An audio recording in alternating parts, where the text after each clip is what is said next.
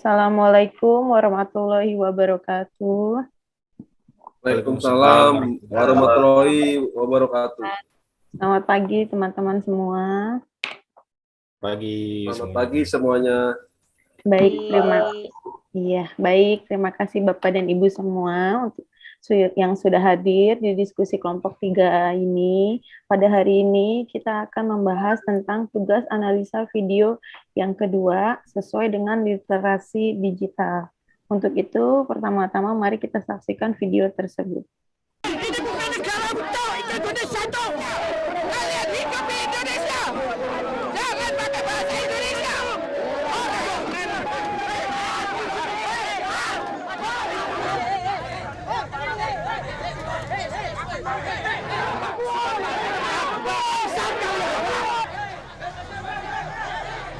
Papua bukan merah putih, Papua bintang kejora, bintang kejora.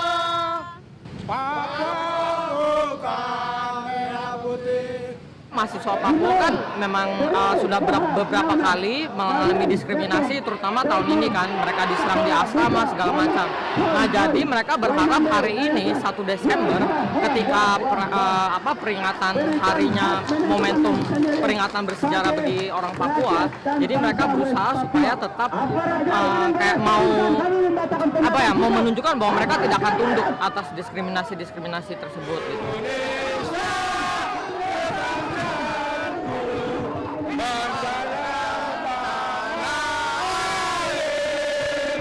Jelas-jelas mereka melakukan makar. Ini sudah menyalahi aturan undang-undang, mengibarkan bendera Papua, merdeka, bintang kejora, jelas sudah terlihat. Tapi tidak pernah ada tindakan tegas dari aparat. Kawan-kawan jangan sama sekali. Karena kami di sini bukan mau buat keributan. Kami tahu kami datang di sini. Iya. Pada intinya semua penyampaian pendapat asalkan sesuai dengan tata tertib yang ada, undang-undang yang ada, peraturan yang ada, kita akan jamin keamanan. Semua punya hak dan kita menjamin dari kebetulan untuk keamanan.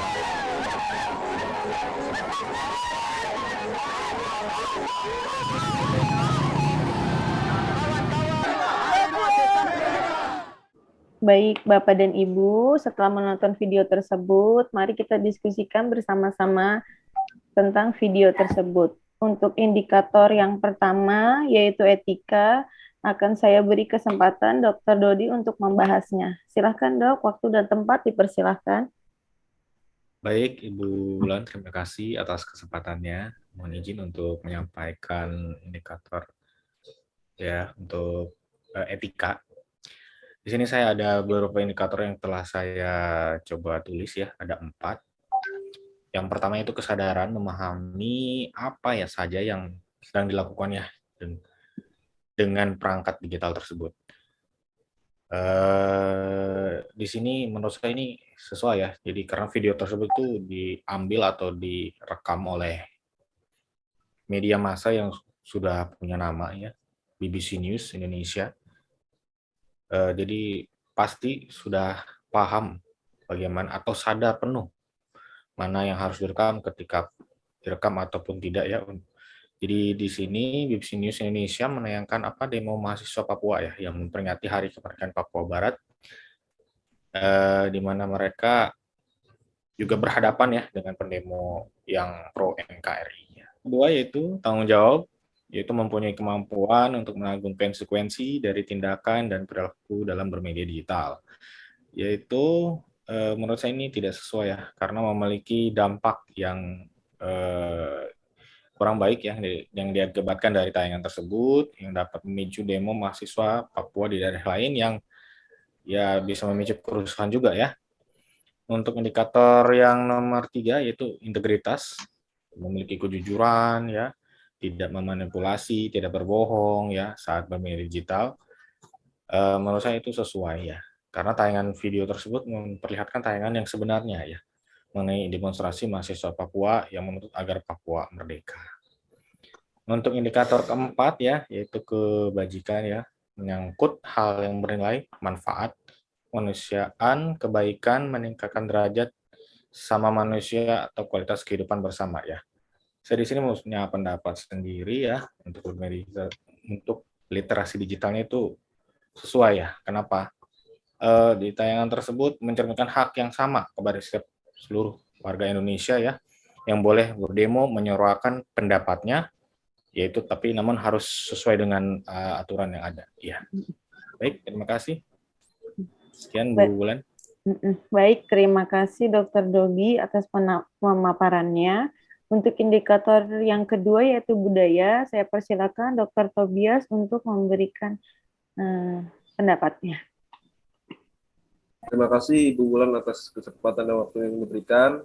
Izin saya Dr. Tobias mau menyampaikan mengenai budaya digital terhadap video tayangan berikut yang tadi sudah kita tonton ya. Yang pertama indikatornya budaya digital dan penguatan karakter. Kalau menurut saya tidak sesuai ya, karena banyak hal yang tidak sesuai dengan prinsip budaya digital. Karena konten ini konten negatif ya, berisi permusuhan, perselisihan antar suku, antara aliansi mahasiswa Papua dengan pemuda Pancasila ya di Surabaya ya. Kemudian dari nilai Pancasila dan Bhinneka Tunggal Ika di dunia digital, indikator yang kedua tidak sesuai juga karena konten tidak sesuai dengan nilai dasar sila kedua karena tidak memperlakukan orang lain dengan adil dan manusiawi di ruang digital. Dia melakukan diskriminasi terhadap suku Papua, perundungan terhadap kelompok organisasi Papua. Konten ini juga tidak sesuai dengan nilai dasar sila ketiga, tidak harmoni, yaitu tidak mengutamakan kepentingan Indonesia di atas kepentingan pribadi atau golongan di ruang digital. Jadi dia malah konten ini memprovokasi konflik antara organisasi aliansi mahasiswa Papua dan organisasi pemuda Pancasila di Surabaya. Terus yang indikator ketiga, digitalisasi kebudayaan. Digitalisasi kebudayaan itu adalah mengenai produksi konten dan distribusi kontennya ya. Ini distribusi kontennya juga tidak sesuai dengan tidak sesuai juga karena ini distribusinya terhadap semua umur, harusnya dibatasi ya, untuk anak-anak tidak boleh menonton isu-isu kebencian ini, takutnya ini menjadi hal yang ditiru ya, yang tidak benar oleh anak-anak. Kemudian yang terakhir indikatornya cinta produk dalam negeri. Kalau menurut saya tidak sesuai ya, karena ini kan termasuk produk juga, produk konten ya, tapi tidak berisikan prinsip cinta terhadap negara dan tanah air, malah berisikan permusuhan apa kebencian ya yang disebarluaskan. Ini tidak boleh. Jadi menurut saya ini tidak sesuai dengan prinsip-prinsip budaya digital. Demikian yang bisa saya sampaikan mengenai budaya digital. Terima kasih. Ya, terima kasih Dr. Tobias atas pemaparannya. Untuk indikator yang ketiga yaitu keamanan, saya persilakan kepada Bu Diah Ayu untuk memaparkan. Terima kasih untuk Kak Wulan dan teman-teman waktunya. Sebelumnya saya mohon maaf nggak bisa pakai background yang sama ini karena kayaknya lagi bermasalah nih. Oke, saya lanjut aja teman-teman. Di sini ada poin tentang keamanan digital. Jadi ada beberapa yang saya rangkum ya. Yang pertama yaitu poin pertama tentang pengamanan perangkat digital.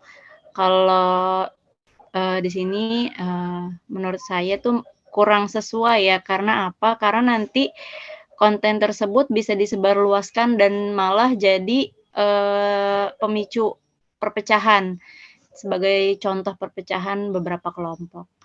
Kemudian untuk poin selanjutnya tentang pengamanan identitas digital. Di sini menurut saya juga tidak sesuai karena jadi di situ bisa kita lihat ya di video itu identitas warga Papuanya tuh semakin tersebar di seluruh Indonesia atau bahkan di mancanegara itu bahwa mereka tuh ingin memisahkan diri dari negara Indonesia. Jadi sangat tidak sesuai ya dengan Pancasila yang sila ketiga Persatuan Indonesia. Kemudian poin yang ketiga yaitu mewaspadai penipuan digital. Di sini lagi-lagi menurut saya tidak sesuai. Kenapa? Karena jadi nanti kontennya itu bisa dijadikan bahan oleh beberapa kelompok untuk menghasut kelompok-kelompok lain. Nah, jadilah perpecahan atau terjadi konflik. Kemudian untuk yang keempat yaitu memahami rekam jejak digital. Di sini menurut saya juga masih tidak sesuai. Kenapa? Karena nanti akan menjadi rekam jejak atau memori atau histori yang kurang baik tentang terjadinya konflik antar warga Papua. Selain itu untuk poin selanjutnya memahami keamanan digital bagi anak. Lagi-lagi di sini menurut saya tidak sesuai karena nanti malah menjadi contoh yang tidak baik bagi anak-anak. Jadi nanti anak-anak malah melihat ada perpecahan, kemudian ada konflik, dan lain-lain. Kurang lebih itu yang bisa saya sampaikan, teman-teman. Begitu, Kak Ulan.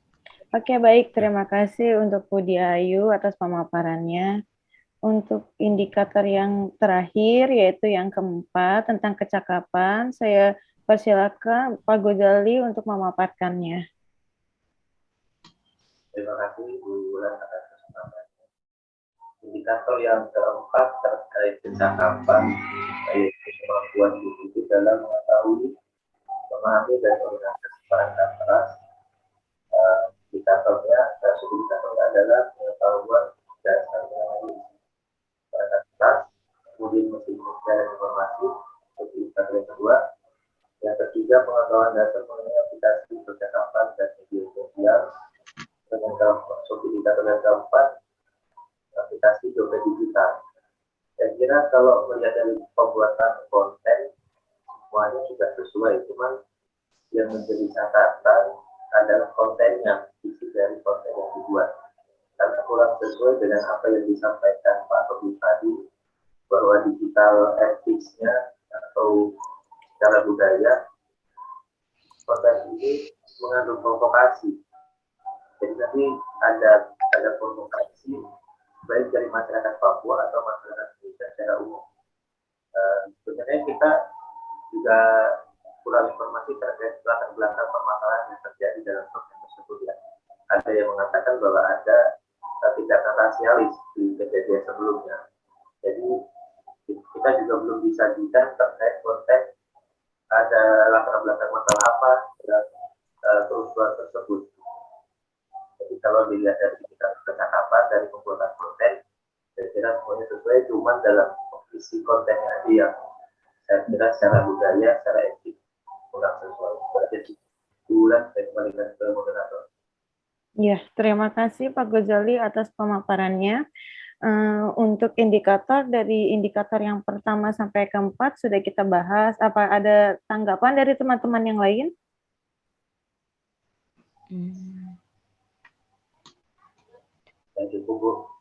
Sudah cukup ya. Oke, baik. Dari hasil diskusi kita hari ini, di video kedua ini, saya dapat menarik kesimpulan yaitu kita harus menelaah lagi berita atau konten yang kita saksikan di media sosial. Apakah itu video asli atau sekedar menggiring opini publik untuk memecah belah persatuan negara. Karena itu, zaman digitalisasi ini, media seharusnya membuat berita, kadang judulnya itu dibuat heboh, padahal kadang judulnya itu tidak sesuai dengan isi kontennya. Jadi kan masyarakat jadi tertarik untuk baca, wah ini beritanya heboh nih, judulnya apa ya, ternyata pas dibuka isinya cuma begitu aja. Dan menurut saya seharusnya media saat ini bisa membatasi konten yang mereka buat, apakah itu untuk dewasa atau untuk anak-anak, seperti itu, biar anak-anak nggak salah melihat berita dan konten. Nah, jadi kita sebagai orang yang ada di era digitalisasi ini harus bijak dalam mencari berita dan menonton konten. Baik, terima kasih teman-teman semua untuk hadirannya. Saya tutup acara diskusi kita hari ini. Assalamualaikum warahmatullahi wabarakatuh. Waalaikumsalam. Waalaikumsalam warahmatullahi wabarakatuh.